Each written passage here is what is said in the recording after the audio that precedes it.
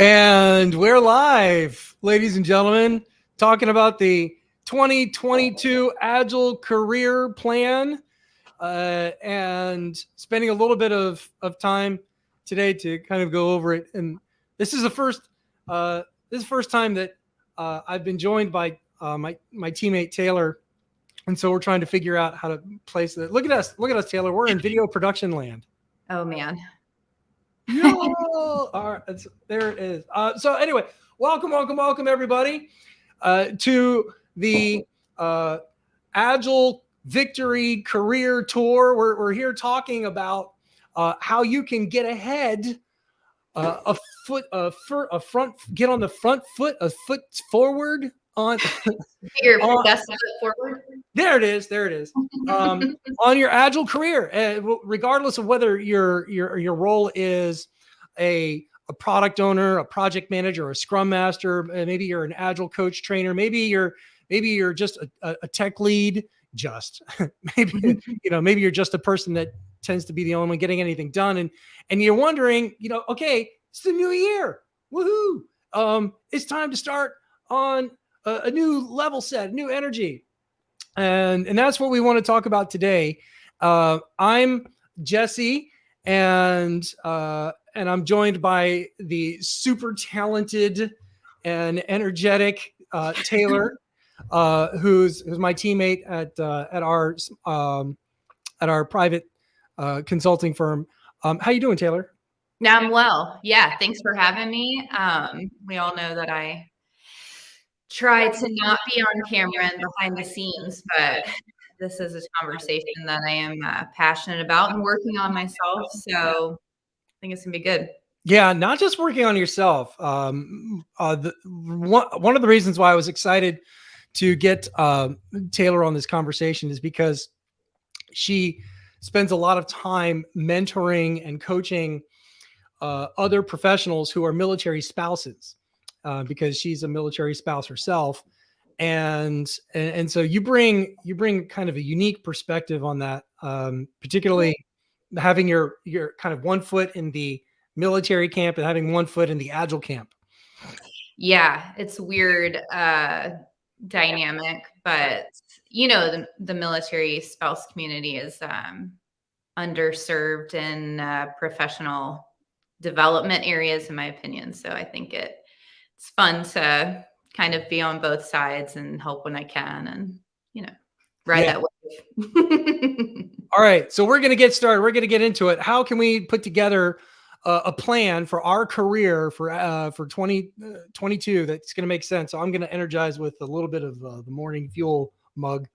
Yeah. Well, even though I'm in charge of the mugs, I didn't order myself a mug.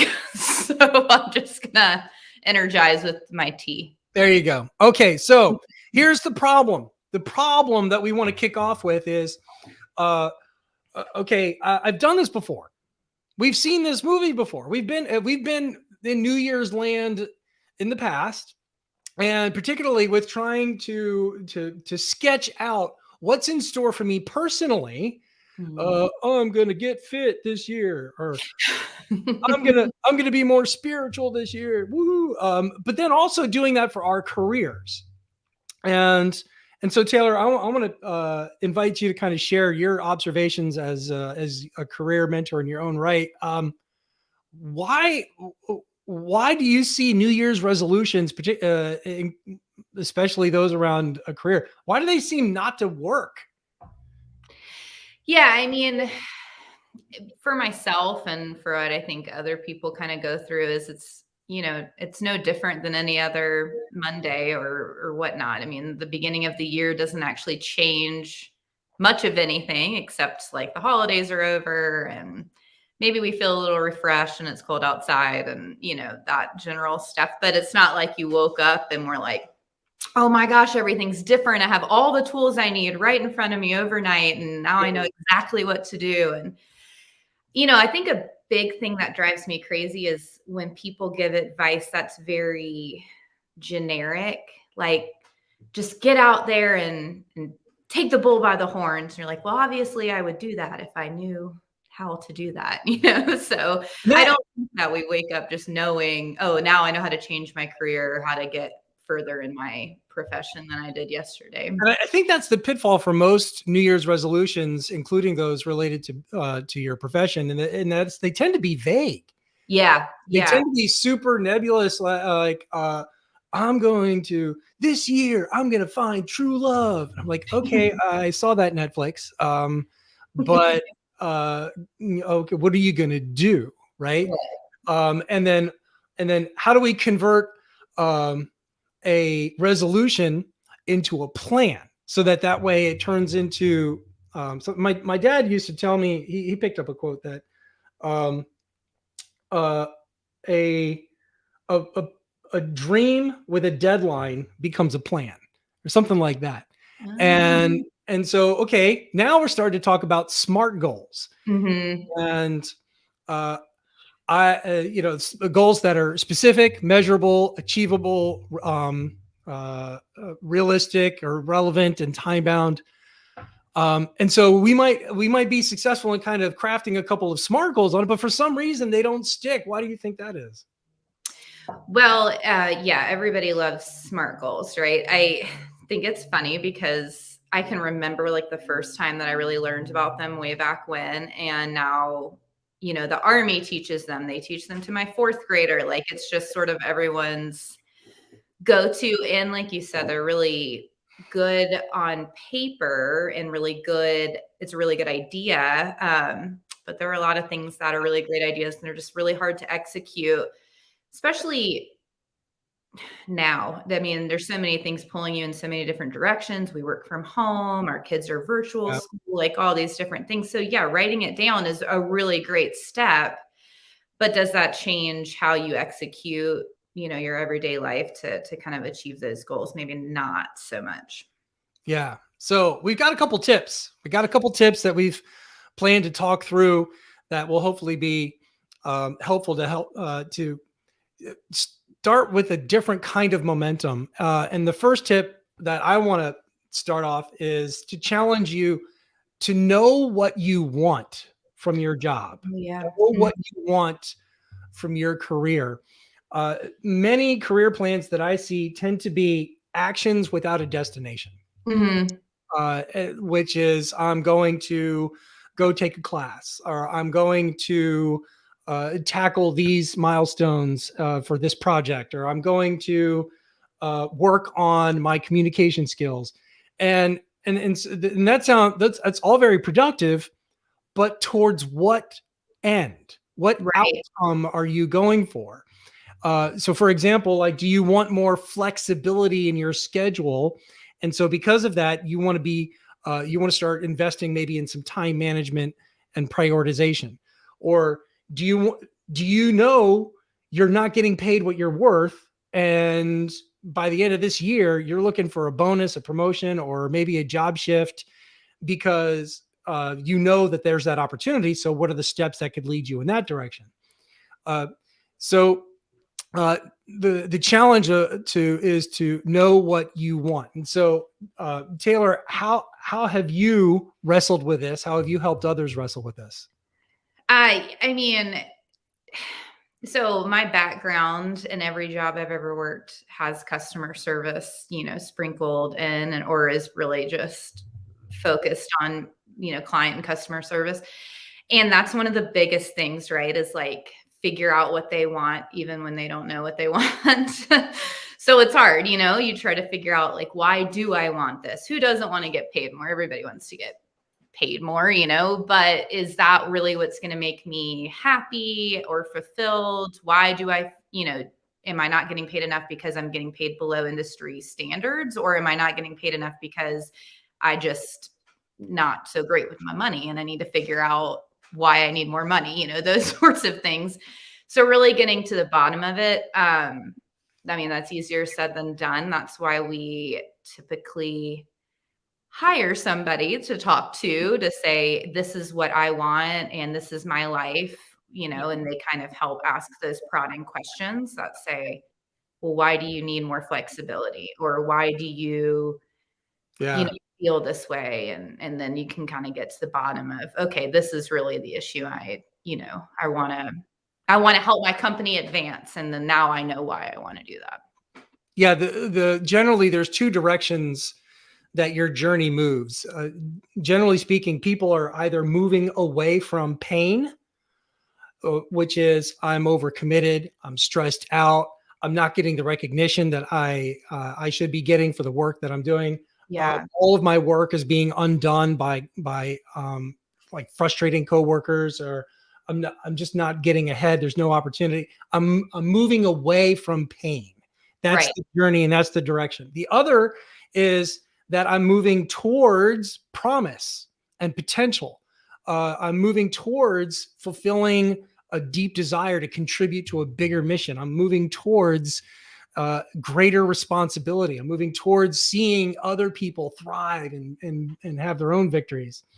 And so when you were talking about how like it's for a lot of people, it's just a big mishmash. It's just frustrated, or I wonder what those.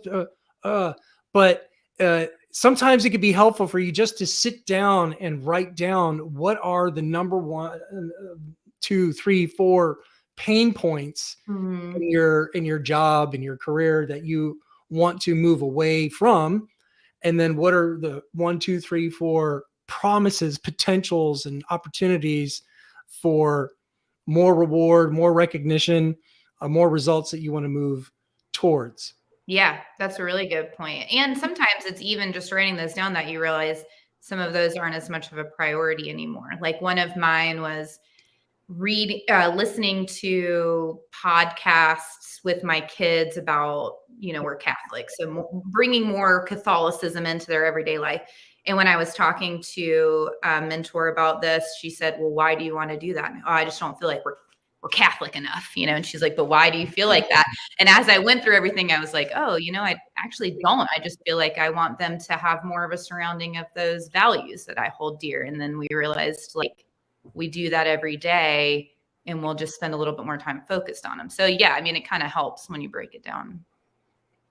We're going to talk more about this mentor of yours because it's sounding super helpful. I know a few, yeah. Okay, so let's say even if we don't have a mentor, the other tip I heard you say is write it down. Well, yeah, you were saying that too, yeah. And I want to stack on top of that. All of the research says that when you start looking at your goals and your plans and your milestones, simply writing it down dramatically increases the likelihood of them coming into being. And so let's say that we do that. Let's say that we do that reflection. We look at what we want. We write it down.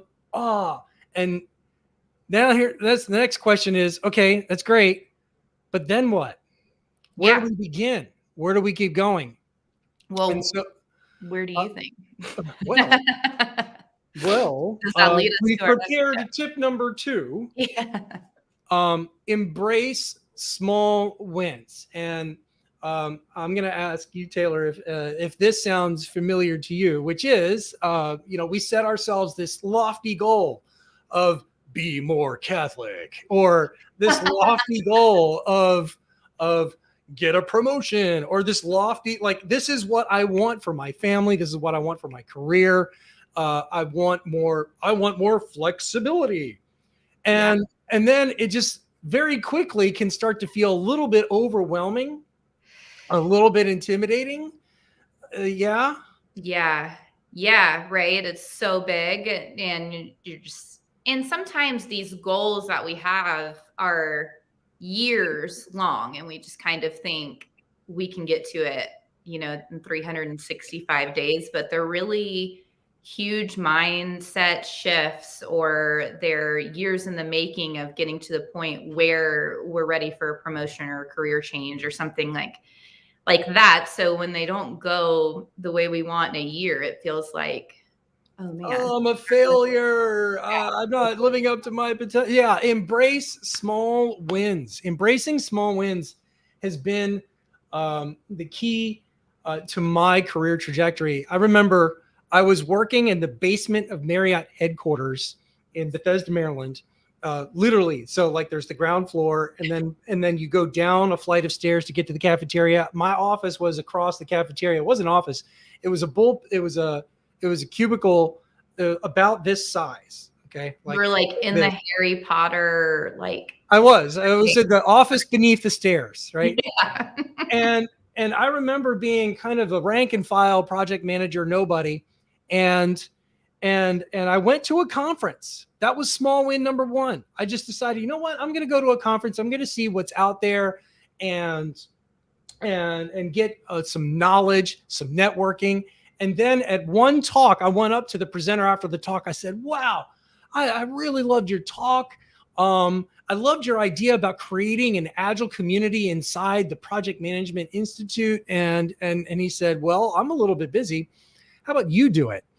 I'm like, what? And he's like, yeah, just make a phone call, see what's involved. And so the next small win, so the small win number two was talking to one of the speakers. Who does that? Yeah. Who's that?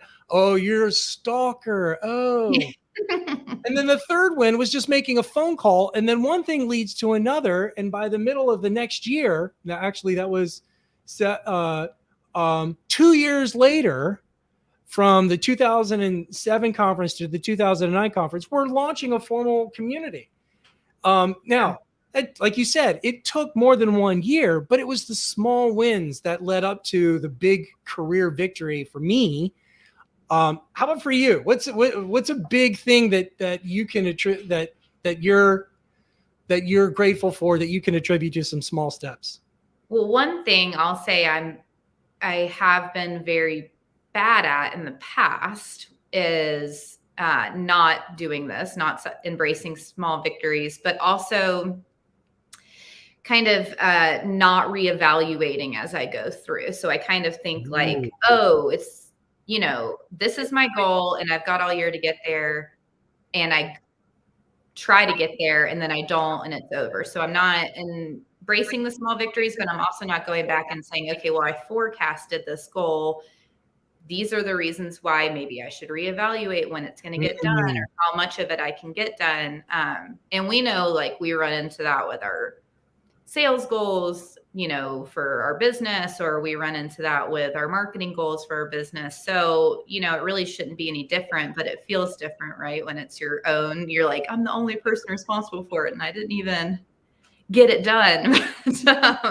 Yeah. But volunteering helps. I think, like you said, when you get into volunteering, I think that all of my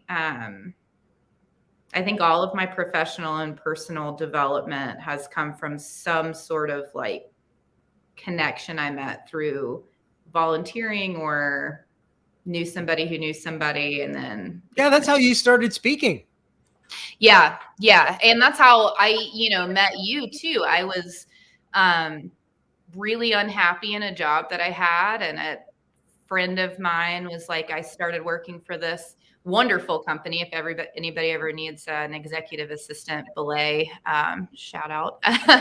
But and then from that, I met you, and I met that friend through volunteering. So I mean, obviously that might be a little bit removed from the direct path, but I do think once you get out there and you kind of get more into, like you did with Agile. Okay, I'm learning about it and I'm interested, and I'm going to volunteer, because who doesn't like volunteers? They can't fire me. Here's another bonus tip that we've just kind of stumbled across in this conversation. And I believe strongly that the key to career success, the key to getting ahead, is to get involved in your profession outside the office. Yeah.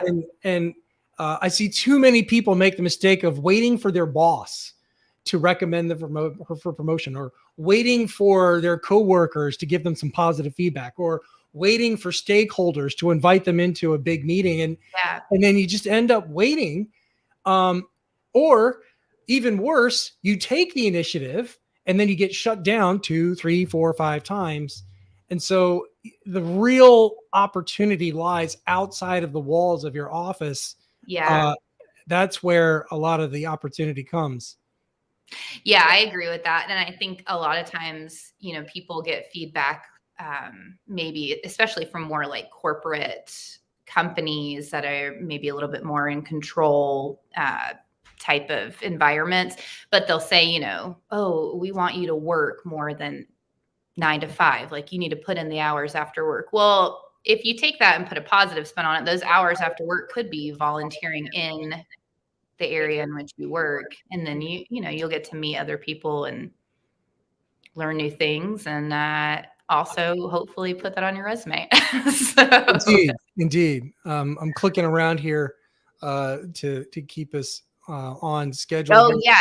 Yeah. So it's hard to teach yourself to embrace small wins because you feel kind of silly, right? You're like, oh, go me, I guess. I don't know. But who, you know, Yeah, you got this image. Did you ever see the Stuart Smalley SNL skits where he looking in the mirror and like, I'm good oh yeah.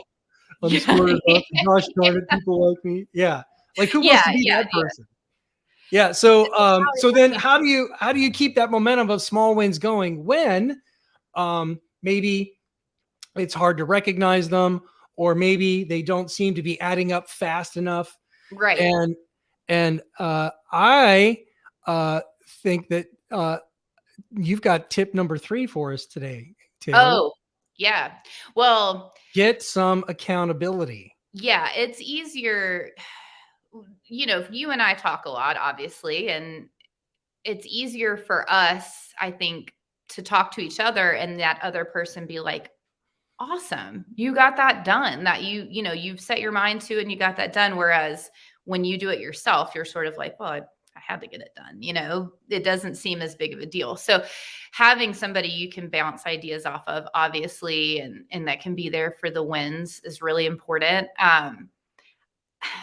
I have seen that within our own company. You know, we have Agile Victory, which is a wonderful part of our organization. And watching everyone go through this program and get the accountability and the coaching that they needed, you know, and being able to make these goals that they had put into place inspired me to do the same.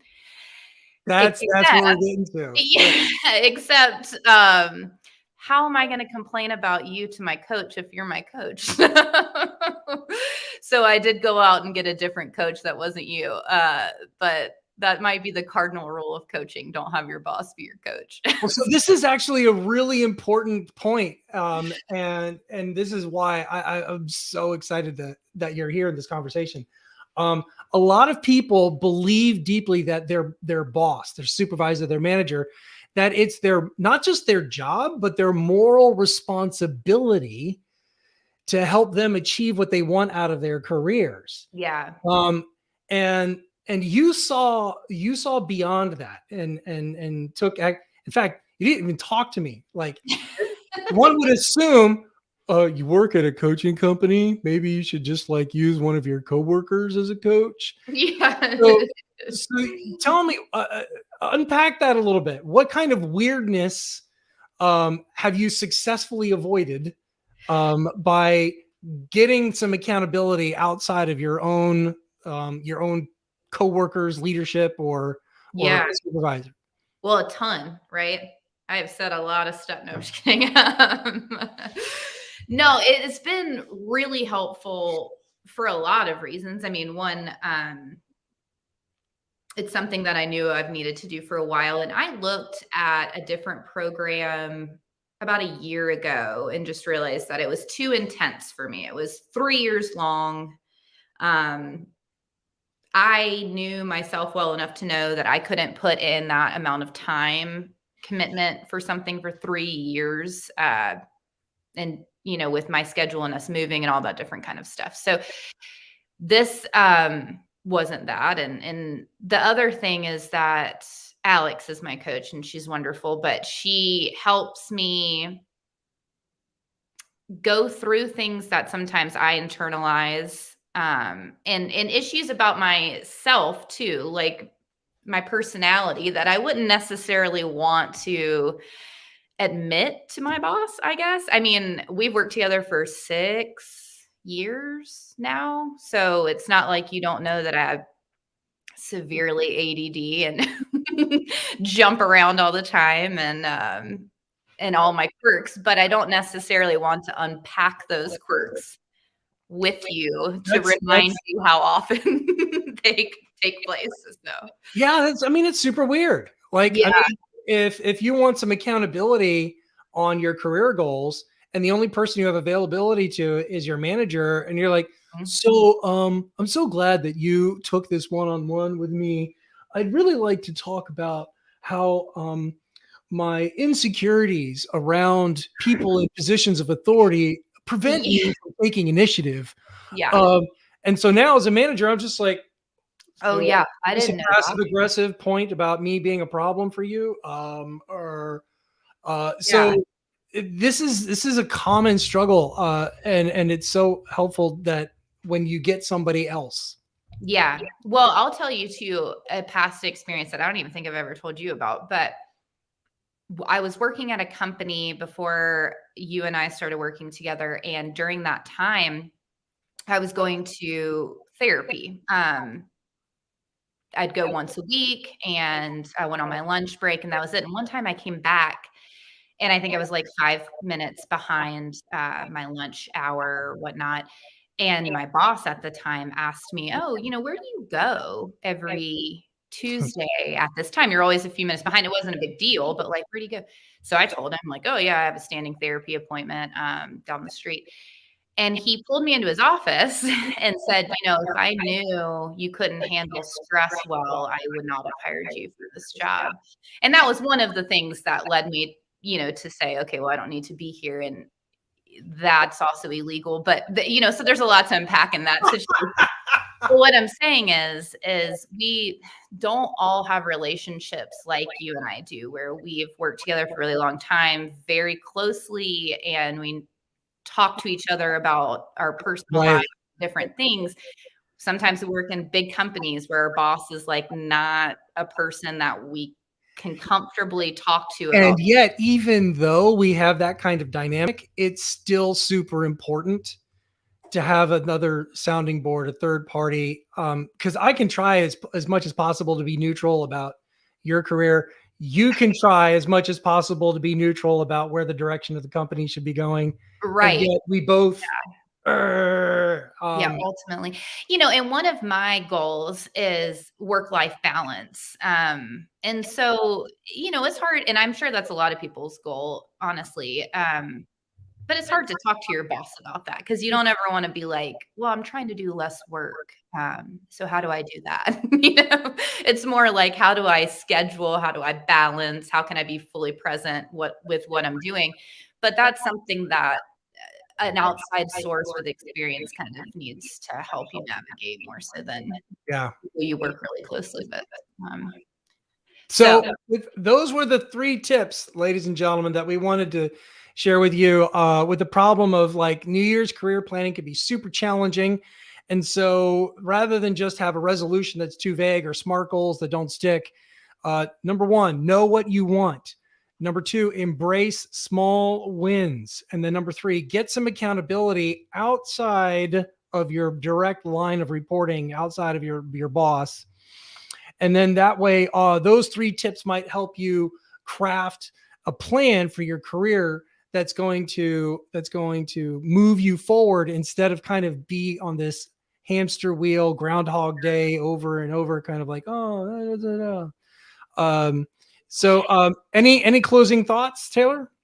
One thing I'll say is something that helps you, at least that you've told me, is when you have somebody that's outside of what you're working, and you not only have a relationship with them because they're your coach, but also, like, let's be honest, you're paying them.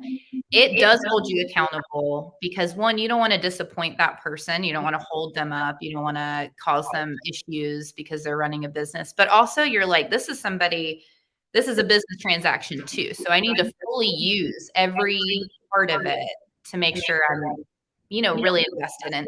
You and I have talked about that before because sometimes it's like when I know somebody's waiting on me or I've invested money into it, that pushes me to make sure I'm meeting those goals. instead of just saying like, okay, well, that person, like, I can get to them later. I'll get to them later. They're always in the office. I'll just check in later, you know? Yeah. So Alana has a great comment here, that accountable is what makes you actually achieve your goal. She uses a buddy, a friend, Mm-hmm. that helped her kind of share a little bit Yeah. more. And so the buddy system is really what helped Alana. So thank you, Alana, for sharing that. That's Yeah. super helpful. You know, and I don't remember the app, so this is kind of pointless to say out loud, but there is an app. I believe Michael Hyatt promotes it too, that you can actually get on and do work with each other at the same time. You know, you have like sort of this timer and you both like jump on, and you can be somebody you know, or you can just ping someone you don't know at all and know that that person's waiting on you to sign on for you to get work done. That sounds pretty cool.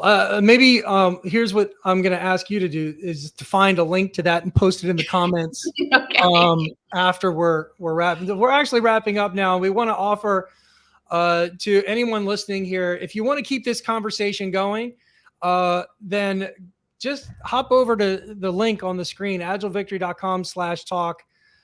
We offer a free, no obligation career call. Just because, as you can see, this is helpful. This is helpful to us. We love paying it forward.